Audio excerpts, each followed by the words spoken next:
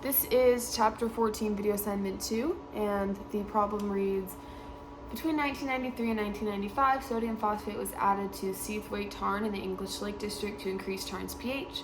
Explain in some detail why addition of this compound increased the pH. Don't just say sodium phosphate is acting as base. Clearly it's acting as base. Explain in some detail why it's acting as a base. So, first I wrote the whole dissociation reaction, and we know that this particular ion or sodium phosphate dissociates completely in water.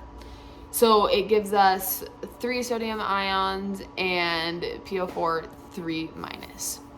And what we want to do is prove or explain why adding this makes something a base. So what we're going to look at first is this. We're going to look at the products, the 3Na plus and the PO4 3 minus. Let's look at this is the acid and this is the base. Let's look at the acid first. In order to find out if it's a strong or weak or whatever acid, we need to find its conjugate base. Its conjugate base is NaOH minus.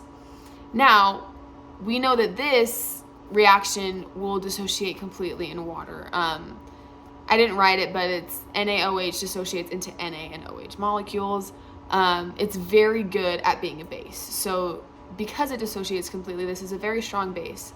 Now, because the conjugate base is very strong, the conjugate acid then means it has to be very weak, right? If you have like a 13.5 pH here, this pH can only be 0.5. It just has to be very weak, logically speaking.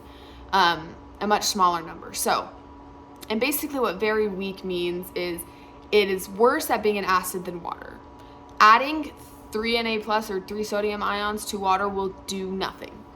It will make the water be normal. It'll stay at it'll stay at the pH of 7. It won't affect the pH at all because water is better at acting as an acid than 3 sodium ions. And then we go to the base over here, the PO4 3 minus. And because this has a charge of -3, we know, or it's H3 PO4. And because we have 3 hydrogens here, we know that it can dissociate in 3 different reactions. I didn't write them, but because there's 3, we know that there will be one from this one and then like an H2 one and then just an H. It'll just keep losing a hydrogen, but anyways. And I didn't write the Ka value, but I did look it up, and the Ka value for I think the first problem was like 7.5 times 10 to like the -3. 3 or 4. So it's very, very, very small. And then as you go to the next one, it gets like, I think it goes to like from -3 or 4 to like -8 or 9. And then it goes, keeps getting smaller and smaller and smaller. So much so that it's like, okay, like it's not super good at being an acid, but it's not awful at being an acid. It's better than water. So that means that it's a weak acid. Now, a weak acid means if the conjugate acid is a weak acid, that means the base must be a weak base.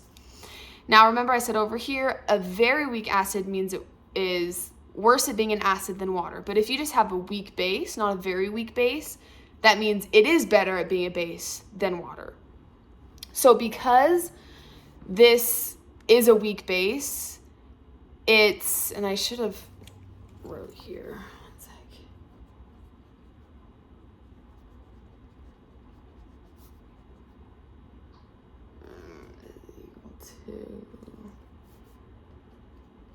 Okay. Kw is equal to this, or OH minus and hydrogen plus ions. So because this is a weak base, it can take hydrogens, right? So when it's taking hydrogens, it means it's taking away hydrogens. If this number is getting smaller, that means this number is getting bigger. And because this number is getting bigger, the solution is is more basic. Just like on a surface level, if you do find like the conjugate acid and the conjugate base, and you decide whether it's a strong base or weak base or a very weak base or a strong acid, very weak acid, then you know that if you have a very weak acid and a weak base, the solution is going to be basic. This acid doesn't work as an acid. Water's better at being an acid, so just adding base is going to make it base. So you're basically taking away all the hydrogens and you are adding hydroxide. And the more hydroxide you have, the more basic your solution is going to be, the higher the pH is going to be.